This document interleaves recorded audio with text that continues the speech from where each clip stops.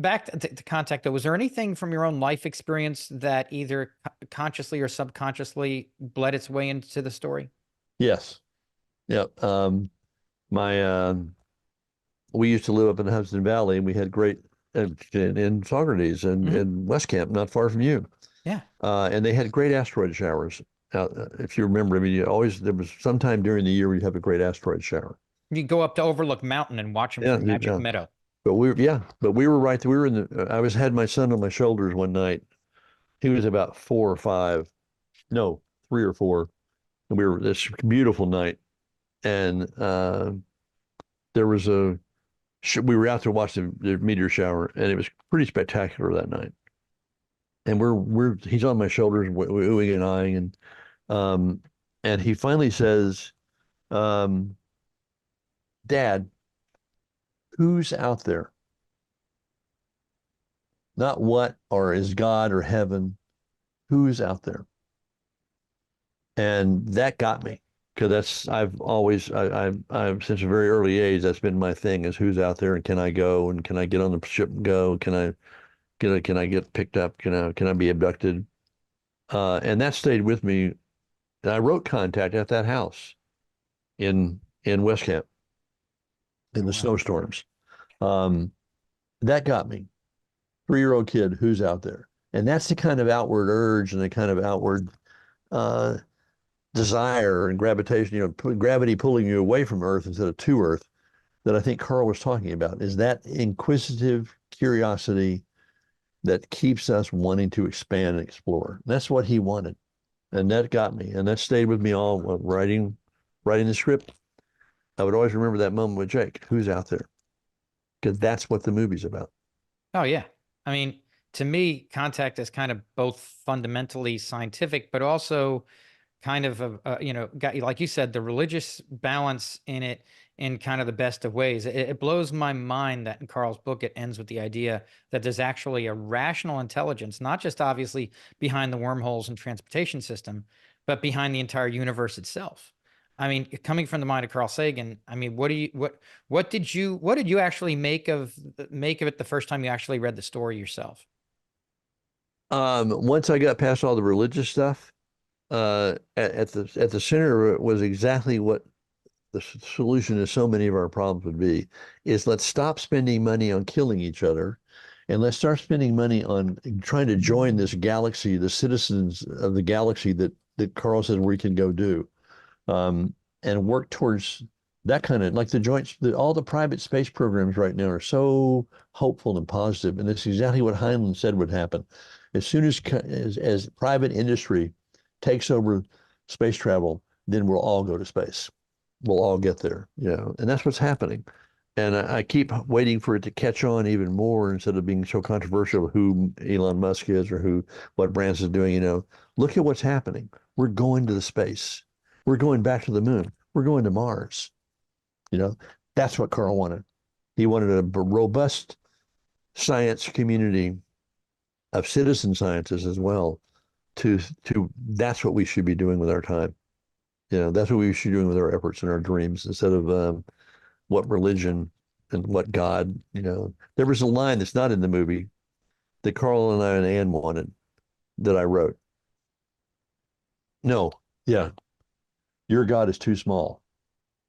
And it was an argument that Ellie would have with Joss about what was wrong with religion. That my God, your God's too small. Mine's the universe. It's not divisive. It doesn't create divisions. It doesn't start wars. It doesn't punish people. That's the universe. And Zemeckis wouldn't shoot it because it had a religious offended to one of our actors who shall remain nameless. But that was a line I wish had been in the film, and it still gets me that it's not.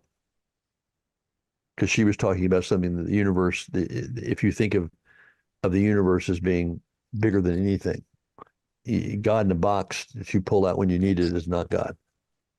With kind of how the book ends, but the film ending is a little bit different. I've only learned recently that the ending of Uh, the film is not necessarily your favorite piece of writing in your no, stellar resume.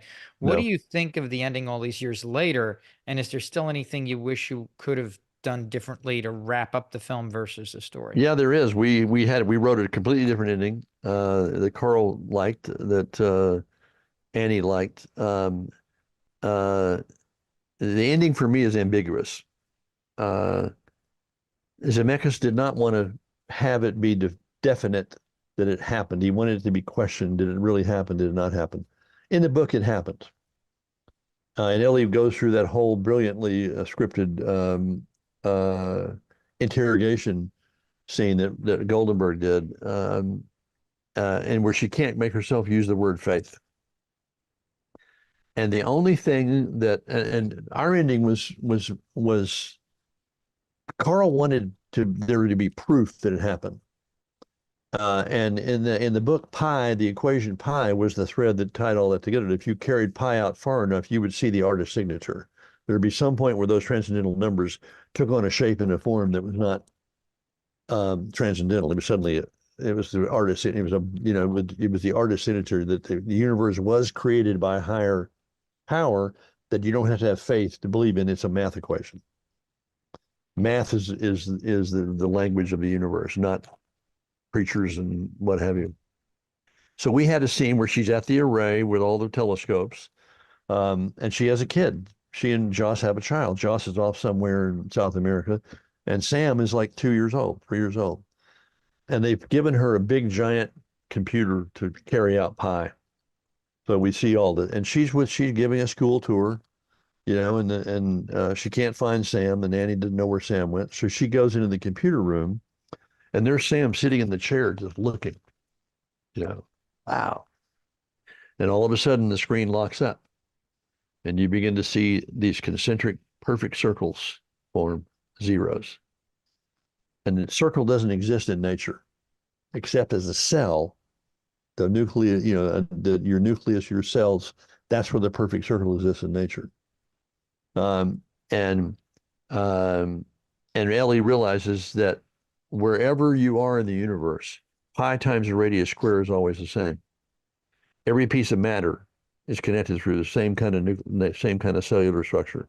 We get matter that drops in from outer space.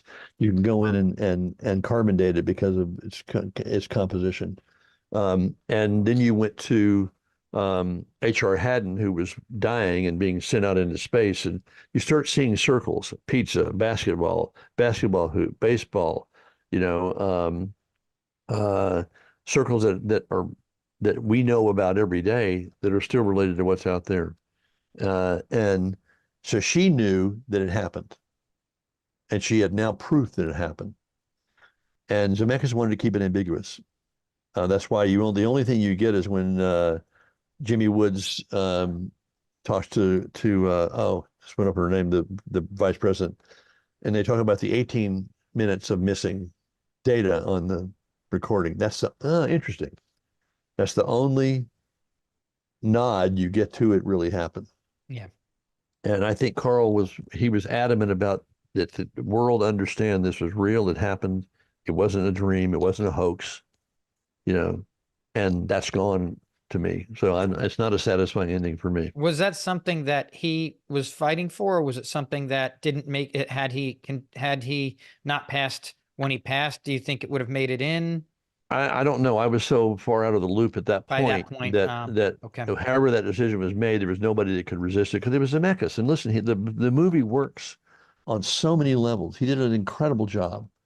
It's just that there were things that I know were important to Carl that didn't get in. There were things that were important to me that didn't get in. But the movie experience, you can't argue with how people connect to that film.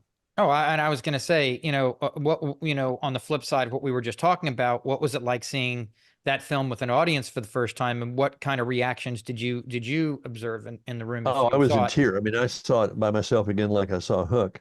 Hmm. And when Carl's name came up, I just lost it, for Carl. Yeah. I didn't see it with an audience until the world premiere. I flew in from London, and Jody was gracious enough to invite us. Hmm. And the audience, I mean, my recollection of that audience was they were totally enthralled, and if the audience doesn't know what's not there, It doesn't matter. I mean, they're Yeah. reacting to what's there. Oh, they They don't don't know know what's what's been not cut, there so they don't know what they're unless missing. they read the book or something. But so I can't. I always go back to that. It's the audience that makes and breaks our work, not us. Doesn't matter how brilliant we are, how good we think we are. The audience is who determines whether we succeed or fail, whether we can do it again. You know, Oh, it's uh, true. I'm and working on something right now, and there's things that we cut, and they're never going to know what they could what could have been. But I yeah, think people still love it. I start telling hook stories, and people go, "Oh my God, really?" I mean, they love the movie. So let the audience is our ultimate arbiter. And I try to teach that in all my classes, all my workshops, all my mentoring is that you're not writing for yourself. If you're in this business, you're not writing for yourself. I don't care what director or writer says, "Oh, I just do this for what Oh no. You're writing for the audience. And if you don't make the audience part of your process, so if they're sitting behind your shoulder, what do they know? When do they find out? How do they find out? Are they happy when they find out? Do they need to know more? If you're not aware of that audience presence when you're writing, that's what happened you're going to come up and make mistakes and forget things and leave things out that they're going to say, wait a minute, why is that person doing that? Or why am I not, now I'm lost. Anyway, I'm on my teaching rant now, so I'll shut up. Well, I mean, we've obviously only had a couple of our favorite films from your incredible repertoire here. But what else can our audience be on the lookout for in the future? Is it that new Hey, adaptation that you're working on, the Hook one? Young Hook. Young Hook. Jake and I are doing it. We have some animated things in the works. Uh, I'm also writing a script about Christian Dior and the first Asian model that he hired right after the war. It was a big controversy. Very different for me. Um, and but I think the Young Hook is the one that is putting me back in the fantasy world again, which is a nice place to be. Well, Jim, thank you so much for joining us. It's been an absolute pleasure. Well, my pleasure too. And all I want to say is that for all you writers out there, I want you to think of yourself as something besides just being a writer. You're also a job creator. And for all of you that don't understand that, you watch the end credits and don't turn them off or flip them over when it says skip credits. You watch all those end credits. Every one of those people have a job because some writer had the courage to type the end. Truth, truth. Yeah. Thank you so Thank much, you, sir. Jim. Ladies Appreciate and it. gentlemen, Jim Hart.